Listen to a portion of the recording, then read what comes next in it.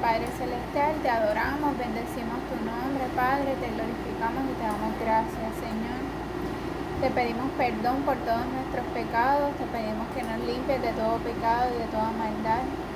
Y así, Señor, también te pedimos que nos reveles tu palabra. Te damos gracias por la oportunidad que nos das en este momento de compartir tu palabra, Señor, en familia, Padre amado. Te pedimos que seas tú enseñándonos y hablándonos a través de ella, a través de tu palabra, Señor. Que nos des revelación. También oramos por las personas necesitadas, Señor, por aquellas personas que no tienen alimento y que no tienen hogar, aquellas personas que están enfermas en hospitales o solas, Señor. Cualquier necesidad que puedan estar pasando, Señor, sé tú con ellos, sé tú proveyéndole, Padre amado, sé tú trayendo paz y consuelo, Padre amado. Y te pedimos también, Señor, que nos hables por medio de tu palabra, que seas tú dándonos sabiduría, inteligencia, revelación, Padre. Que nos hables por medio de tu palabra y no solamente eso, sino que nos ayudes a cambiar, que nos redargullas de pecado y que nos hables a través de tu palabra, nos muestres el pecado oculto, Señor, que nos cambies, que nos transformes, que tu palabra no retorne atrás vacía, sino que cumpla el propósito para el cual es enviada, Padre amado. Te pedimos, Señor, que no nos dejes igual, Señor, sino que tu palabra haga raíces en nuestros corazones y produzca fruto al 100%, Padre amado. Gracias por todo lo que tú estás haciendo en nuestras vidas, en nuestra familia, en Miguel Manuel y su familia, en todo tu pueblo, Señor, y en toda tu creación, Padre amado. Sabemos que vienes pronto, Padre amado, te esperamos y te damos gracias. En el nombre poderoso de Yeshua HaMashiach, Jesús el Mesías, amén y amén. Amén.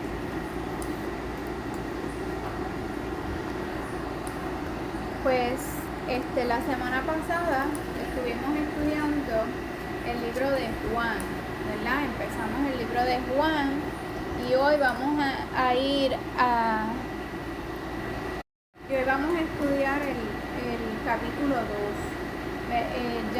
Ya estudiamos la primera carta de Juan, en donde aprendimos que somos salvos a través de la fe en Jesús, Yeshua, pero que también nuestra fe tiene que ir acompañada de nuestras obras, ¿verdad? Que demuestren por medio de la obediencia a los mandamientos de que realmente nuestra fe es genuina. Y así también aprendimos en ese libro también aprendimos que hay muchos falsos profetas, falsos maestros, y que tenemos que orar para que el Señor nos proteja de caer en el engaño. Por eso, ¿verdad? Siempre cuando vamos a leer la palabra, debemos de orar para que sea Él el que nos dirija y nos hable a través de su palabra. Estudiamos también el capítulo 20 de Éxodo, donde están sus mandamientos, y estudiamos las fiestas bíblicas en Levítico 23. Ahora estamos estudiando el Evangelio de Juan, que es de los 4 evangelios el más que nos habla de que él vivió una vida de obediencia a sus mandamientos y celebrando las fiestas bíblicas. Entonces ahora vamos a leer el capítulo 2 del libro de Juan. Y dice así. Sí, vamos a leer el capítulo 2. Dice: al tercer día se hicieron unas bodas en Caná de Galilea, y estaba allí la madre de Jesús, Yeshua. Y fueron también invitados a las bodas Jesús, Yeshua y sus discípulos. Y faltando el vino, la madre de Jesús, Yeshua, le dijo: no tienen vino. Jesús, no tienen vino. Vino. Vino. Ajá. Y Jesús, Yeshua, le dijo: ¿qué tienes conmigo, mujer? Aún no ha venido mi hora. Él le dijo eso porque el vino es representativo de su sangre. Y él le estaba diciendo, todavía no es mi hora, porque no era la hora de su muerte todavía. ¿Ok? Su madre dijo a los que servían: haced todo lo que os dijere. Y estaban allí 6 tinajas de piedra para agua, conforme al rito de la purificación, de la purificación de los judíos, en cada una de las cuales cabían 2 o 3 cántaros. Jesús, Yeshua, les dijo: llenad estas tinajas de agua, y las llenaron hasta arriba. Entonces les dijo: sacad ahora y llevadlo al maestresala. El maestresala era el que se encargaba de probar los vinos para saber si era un vino de buena calidad. ¿Okay? En el tiempo actual a eso le llaman un catador de vinos. ¿Okay? Y ellos se lo llevaron.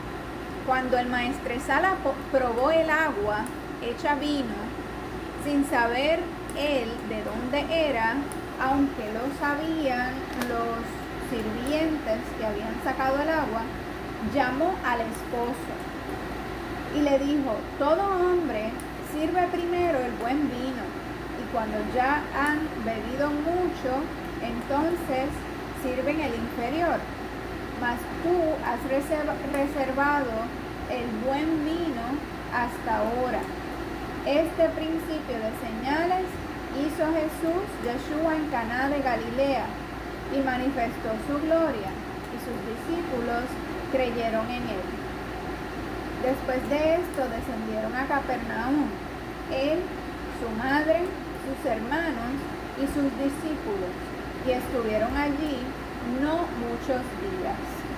Así que la Biblia habla un poco de un lenguaje a veces un poco difícil de entender, pero si dice no muchos días, pues es lo opuesto, pocos días, ¿verdad?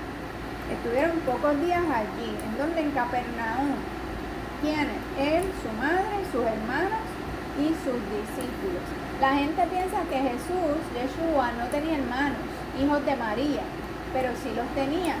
Aquí vemos que él tenía hermanos y lo menciona, ¿verdad? Su madre, sus hermanos y sus discípulos, ¿verdad? Y esos hermanos obviamente eran hijos de María y de José, ¿está bien? Estaba cerca la Pascua de los judíos y subió Jesús, Yeshua, a Jerusalén. Aquí vemos una de las fiestas, ¿verdad? Que menciona la palabra que Jesús, Yeshua, celebró. Y no solamente la celebró, sino que también la cumplió en su muerte.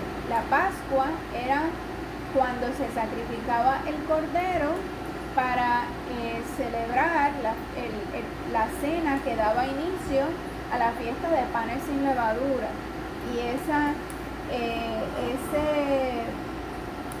ese día que se sacrificaba ese cordero fue cuando Jesús, Yeshua, fue sacrificado. O sea, en el mismo momento que sacrificaban en el templo al cordero para esa cena de Pascua o de Pesaj, ese mismo día y en ese mismo momento mataron a Jesús en la cruz, a Yeshua en la cruz. Él cumplió con su muerte lo que se celebraba en la fiesta. ¿Okay? Y nos está hablando de que él estaba allí, ¿verdad? Estaba cerca de la Pascua de los judíos y subió Jesús, Yeshua, a Jerusalén, porque en Jerusalén era que se celebraban esas fiestas. ¿Okay? Dice: y halló en el templo a los que vendían bueyes, ovejas y palomas, y a los cambistas allí sentados. Y haciendo un azote de cuerdas, echó fuera del templo a todos, y las ovejas y los bueyes, y esparció las monedas de los cambistas, y volcó las mesas. Y dijo a los que vendían palomas: quitad de aquí esto, y no hagáis de la casa de mi padre casa de mercado. Cuando Él está haciendo esto, Él está limpiando el templo, ¿ok? Él está sacando afuera todos los malvados que habían hecho el templo un mercado. Y no solamente lo habían hecho un mercado, sino que en esas ventas que ellos hacían cosas injustas. O sea, ellos hacían ventas injustas.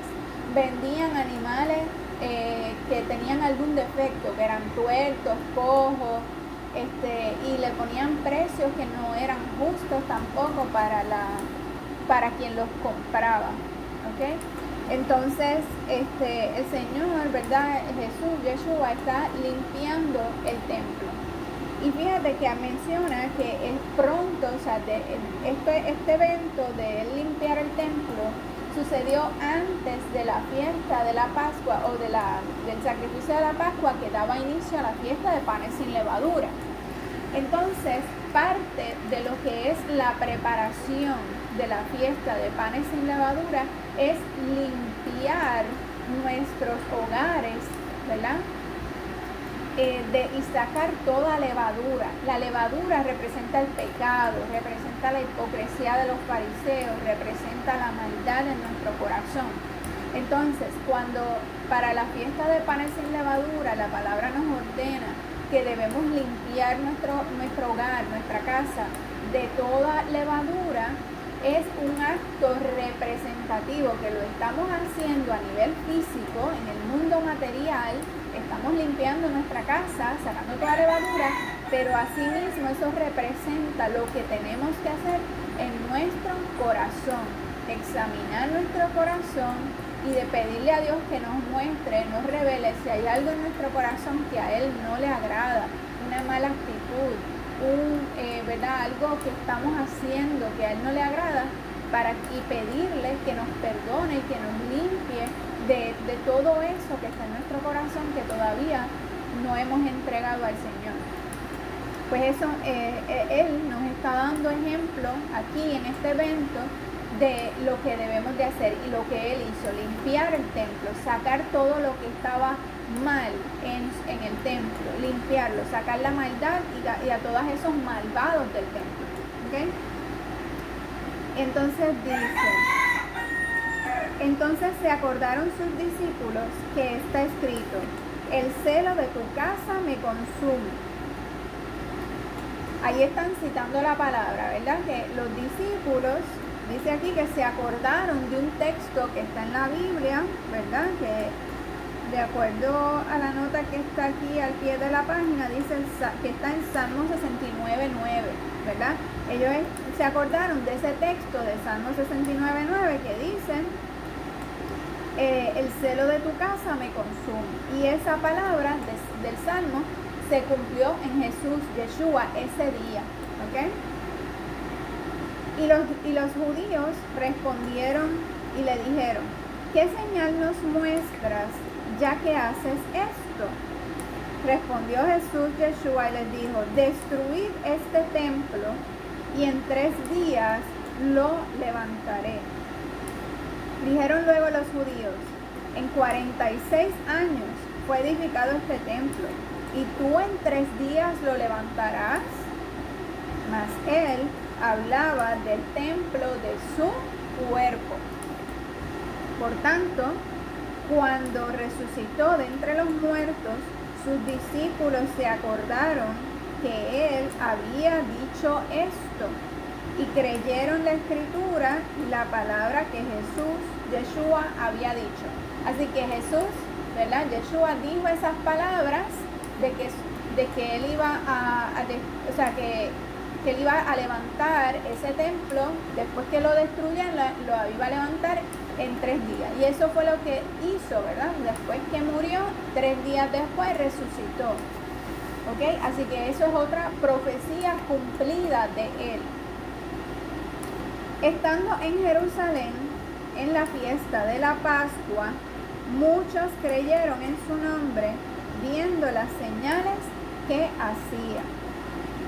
Aquí nos menciona nuevamente que está en la fiesta de la Pascua. Pascua se tradujo Pascua, pero es Pesach, que significa ¿Se acuerdan lo que significa la palabra Pesach?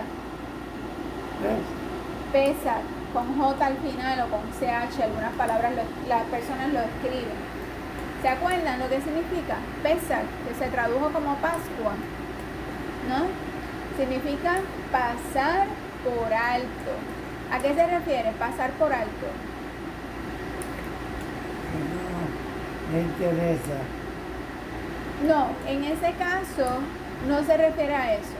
Podría ser en otro contexto, pero aquí no se refiere a eso. Si estamos hablando de la fiesta de los panes sin levadura y específicamente al sacrificio que se hacía para dar inicio a la cena que da inicio a la fiesta de panes sin levadura, ¿qué era lo que iban a pasar por alto? ¿Se acuerdan? En la fiesta de panes sin levadura celebramos que el Señor sacó a su pueblo de Egipto, de la esclavitud de Egipto. Ellos tenían que matar ese cordero, ¿para qué? ¿Para qué?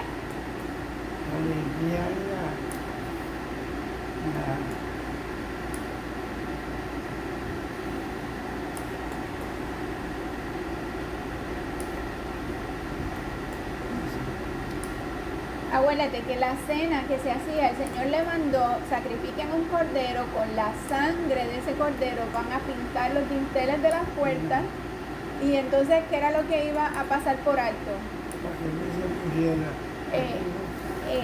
Exactamente, cuando pasara el ángel de la muerte iba a ver la sangre del sacrificio, y como ya ese cordero había muerto en lugar del primogénito de esa casa, pues cuando el ángel de la muerte pasaba, veía esa sangre y pasaba por alto esa casa, nadie dentro de la casa moría. Así que ese cordero murió en lugar del primogénito de la casa. Asimismo, Jesús, Yeshua, murió en lugar nuestro, para que nosotros pudiésemos vivir, tener vida eterna. Entonces, eso era la fiesta de la Pascua que menciona aquí. Se refiere a esa cena que se hacía el primer día de la fiesta de panes sin levadura, ¿ok?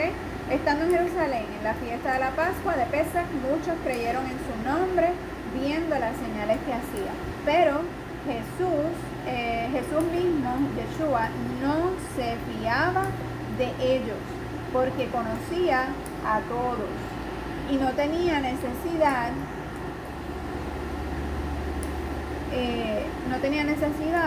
de que nadie le diese testimonio del hombre, pues él sabía lo que había en el hombre. ¿Okay?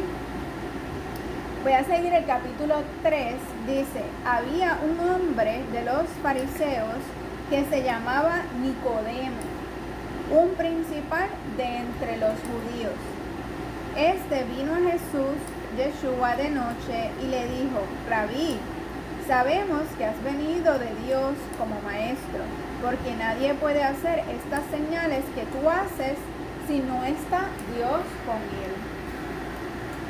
Respondió Jesús, Yeshua, y le dijo, de cierto, te digo, que el que no naciere de nuevo no puede ver el reino de Dios. Nicodemo le dijo, ¿cómo puede un hombre nacer de nuevo, siendo viejo? ¿Puede acaso entrar por segunda vez en el vientre de su madre y nacer? Respondió Jesús, Yeshua, le dijo, de cierto te digo, que el que no naciere de agua y del Espíritu no puede entrar en el reino de Dios. Lo que es nacido de la carne, carne es, y lo que es nacido del Espíritu, Espíritu es. No te maravilles de que te dije, pues es necesario nacer de nuevo. El viento sopla de donde quiere y oyes su sonido, mas ni sabes de dónde viene ni a dónde va. Así es todo aquel que es nacido del Espíritu.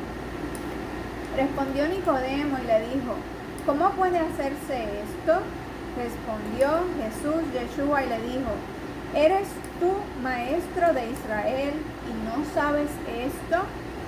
de cierto te digo, que lo que sabemos hablamos y lo que hemos visto testificamos y no recibís nuestro testimonio. Si os he dicho cosas terrenales y no creéis, ¿cómo creeréis si os dijere las celestiales? Nadie subió al cielo sino el que descendió del cielo, el Hijo del Hombre que está en el cielo. Y como Moisés levantó la serpiente en el desierto, así es necesario que el Hijo del Hombre sea levantado, para que todo aquel que en él cree no se pierda, mas tenga vida eterna. Ok, aquí, ¿verdad? Vemos varias cosas. Número uno, Nicodemo era maestro de la palabra. Él era de los fariseos, ¿verdad? Que enseñaban la palabra. Pero a diferencia de los demás fariseos, ¿verdad? Nicodemo, él sí creía en Jesús, creía en Yeshua, pero él tenía miedo de los demás fariseos que lo fueran que le fueran a hacer daño, ¿verdad? O a sacarlo del templo, o quizás él fuera a perder su puesto, vamos a decir, su estatus ante la sociedad por creer en Jesús, en Yeshua, pero él sí creía. Lo que pasa es que le tenía miedo a los fariseos y se escondía. Por eso vemos que dice aquí que él vino a Jesús, Yeshua, de noche. ¿Por qué de noche? Porque lo hizo a escondidas, para que la gente no viera que él estaba yendo donde él. ¿Ok? Entonces, nos habla, Jesús, Yeshua, nos habla del nuevo nacimiento, nacer de nuevo. Y nos dice que el que no nace de nuevo no puede ver el reino de Dios, ¿verdad? O sea, no podemos ir a la presencia del Señor y tener vida eterna si no nacemos de nuevo.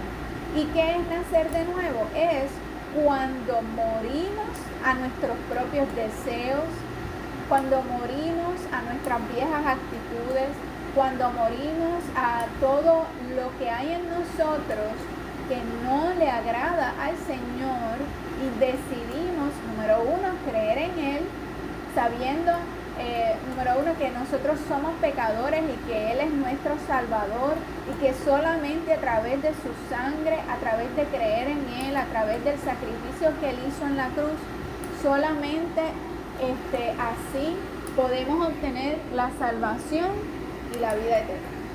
O sea que tenemos que dar ese paso de fe creyendo que Él murió en lugar nuestro, ¿ok? Porque la palabra dice que la paga o el castigo del pecado es la muerte, exactamente, la muerte. Quiere decir que como nosotros somos pecadores, se supone que nosotros seamos castigados con la muerte. O sea, igual que un criminal, un asesino que va a la cárcel y lo enjuician y lo sentencian a pena de muerte, ya sea la silla eléctrica, la cámara de gas o la que sea, ¿verdad? Para ese entonces la pena de muerte era la cruz. Pues la cruz viene siendo lo mismo que una silla eléctrica hoy día, ¿verdad? Pues así como un criminal que está sentenciado a pena de muerte, su castigo es la muerte, así nosotros por el pecado que tenemos, cualquiera sea, ¿verdad? Porque para Dios no hay pecado grande ni chiquito. Lo mismo es matar a una persona que decir una mentira. Para Dios no hay un pecado grande ni chiquito. Todos los pecados, el castigo es la muerte. Entonces, ¿por qué? ¿Cómo te explico? O sea, esa muerte no solamente es la muerte física, porque hoy en día todo el mundo muere físicamente y eso es una consecuencia del pecado, una consecuencia física del pecado. Todo el mundo va a morir físicamente, excepto los últimos que estén aquí en la tierra cuando Él venga, que estén vivos, pues esos no vieron la muerte. Pero la muerte física vino a causa del pecado, porque antes de Adán y Eva pecar, ellos no morían, sus cuerpos no morían, ¿verdad? Pues la muerte entró en ese momento, cuando ellos pecaron, ¿verdad? Pero además de la muerte física, Sí, en el momento que Adán y Eva pecaron, desde ese momento recibieron como castigo que sus cuerpos iban a morir. Por eso Dios les dijo, polvo eres y al polvo volverás. En otras palabras, uno de los castigos que recibieron en ese momento fue que a causa de eso toda la humanidad iba a nacer un día y iba a morir otro día. Pero aquí no solamente nos está hablando de esa muerte física, ¿verdad? O cuando no estamos hablando en este momento de la muerte física, aunque sí es una consecuencia del pecado. Estamos hablando de la muerte espiritual, ¿ok? La paga del pecado es la muerte, y eso se refiere a que cuando venga el juicio final, todo aquel que no se haya arrepentido de sus pecados va a tener como consecuencia o como castigo la muerte eterna, ¿ok? Que estamos hablando de su espíritu, de su alma, tendrá la muerte eterna. Y eso es lo que le llama la palabra la segunda muerte, ¿ok? Entonces, cuando dice aquí, ¿verdad?, que nadie que no haya nacido de nuevo no puede ver la gloria de Dios, se refiere al que no se ha arrepentido de sus pecados y ha recibido a Jesús, Yeshua, como su Salvador, va a perecer en ese juicio final, donde va a recibir como castigo esa muerte segunda, ¿ok? Al que sí lo haya hecho, al que sí se haya arrepentido, al que sí haya aceptado a Jesús, Yeshua, como su Salvador personal, y de ahí en adelante decida cambiar su vida, decida permitirle a Dios que dirija sus pasos toda la vida de ahí en adelante, ¿verdad? Mostrando que su fe, que su cambio es genuino y verdadero por medio de la obediencia a sus mandamientos. Entonces, cuando lleguemos al juicio final, esas personas que hayan tenido esa fe y hayan cambiado sus vidas y creído en Él, no va a tener ese castigo de la muerte segunda, ¿ok? Y esa enseñanza es lo que le está dando Jesús Yeshua a Nicodemo, que es el maestro de las escrituras en ese tiempo, ¿verdad? Y Jesús le dice, Yeshua le dice, ¿cómo es que tú, siendo maestro de la ley, de la palabra, tú no sabes estas cosas, ¿verdad? Se supone que la sepa, pero no la sabe. ¿Por qué? Porque los fariseos de ese tiempo predicaban una cosa, pero hacían realmente otra. Aunque Nicodemo, pues, dentro de su corazón creía en él, pero aún así no daba ese paso por miedo a los demás fariseos, ¿ok? Y entonces, por eso nos dice aquí, ¿verdad? Lo que es nacido de la carne, carne es; lo que es nacido del espíritu, espíritu es, ¿ok? Entonces, y dice, y como Moisés levantó la serpiente en el desierto, así es necesario que el Hijo del Hombre sea levantado. En ese texto está hablando de cuando el pueblo de Israel, ¿verdad?, en el desierto se quejó de que Moisés los había sacado de Egipto, y ellos estaban en el desierto desanimados y querían regresar a Egipto y todas esas cosas. Se estaban quejando de que no querían seguir comiendo el maná, etcétera, etcétera, y por consecuencia de eso, el Señor les mandó una plaga de serpientes. Aparecieron serpientes, y esas serpientes los estaban mordiendo y la gente se estaba muriendo. Entonces ellos se arrepintieron y le pidieron a Moisés que orara para que el Señor les quitara las serpientes. Y entonces Dios le dijo a Moisés que hiciera una serpiente de bronce y que la pusiera en un palo y que la levantara, y que todo aquel que mirara, ¿verdad?, todo aquel que haya sido mordido por una serpiente tenía que mirar a esa serpiente de bronce, y cuando miraban esa serpiente de bronce se sanaban y vivían. Entonces, aquí nos está diciendo, ¿verdad?, que así como Moisés levantó a la serpiente en el desierto, así es necesario que el Hijo de Hombre sea levantado.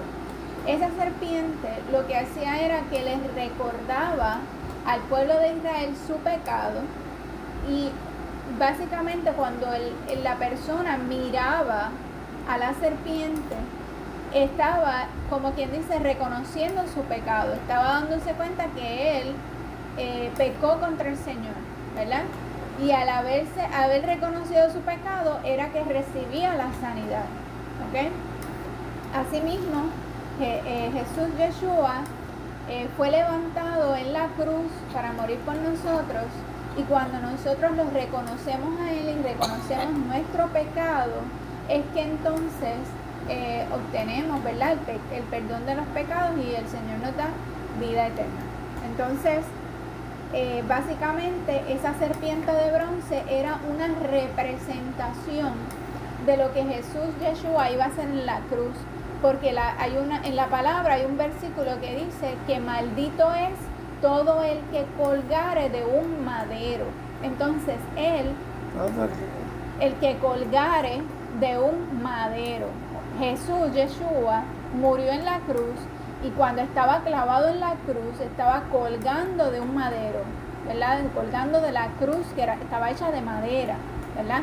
O sea que Él se hizo maldición por nosotros, para que nosotros no tuviésemos que pasar por esa muerte, la muerte de cruz, sino que pudiésemos tener vida eterna, ¿ok? Entonces, dice, y para que todo aquel que cree en Él no se pierda, mas tenga vida eterna, ¿ok? Es porque es por medio de nuestra fe que Él nos da esa vida eterna. Sigo leyendo, dice, porque de tal manera amó Dios al mundo, que ha dado a su Hijo unigénito, para que todo aquel que en Él cree no se pierda, mas tenga vida eterna. Porque no envió Dios a su Hijo al mundo para condenar al mundo, sino para que el mundo sea salvo por medio de Él. El que en Él cree no es condenado, pero el que no cree ya ha sido condenado, porque no ha creído en el nombre del unigénito Hijo de Dios. Y esta es la condenación, que la luz vino al mundo, y los hombres amaron más las tinieblas que la luz, porque sus obras eran malas. Porque todo aquel que hace lo malo aborrece la luz y no viene a la luz, para que sus obras no sean reprendidas. Mas el que practica la verdad viene a la luz, para que sea manifiesto que sus obras son hechas en Dios. ¿Ok? Así que aquí estamos viendo, ¿verdad?, que el que no se arrepiente, lo que dijimos ahorita, el que no se arrepiente de sus pecados es el que va a llevar ese castigo de la muerte segunda, ¿ok? ¿Y por qué la gente no viene a la luz de acuerdo a esto? ¿Por qué no vienen a Él? ¿Por qué no se arrepienten de sus pecados? Porque son malos y desean permanecer en la maldad, no les interesa cambiar, ¿ok?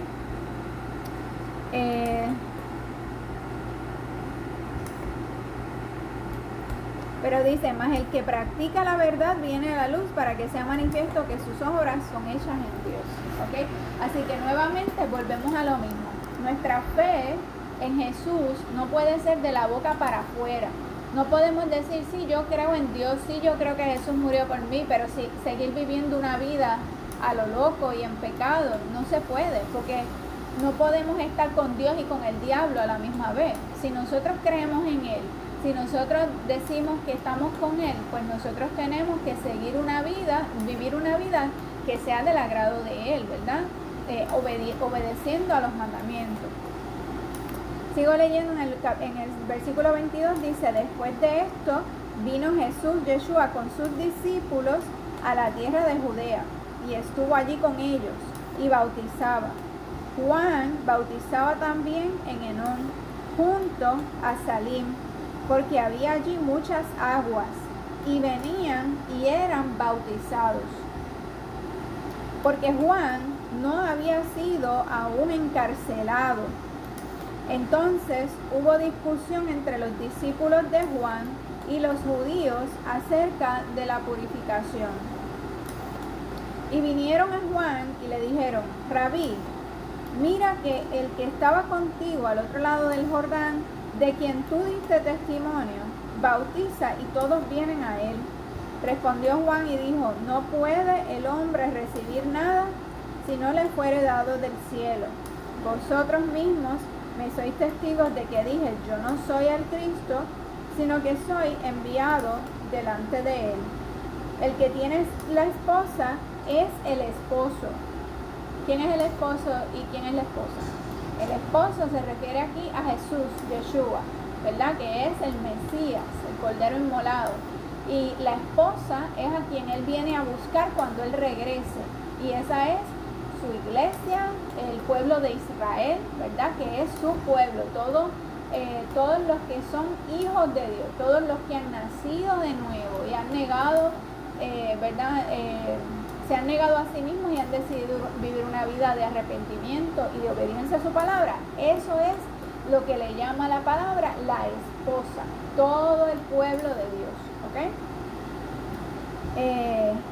Más el amigo del esposo que está a su lado y le oye, se goza grandemente de la voz del esposo. Así pues, mi gozo se ha cumplido. Es necesario que él crezca, pero que yo mengüe. El que de arriba viene es sobre todos.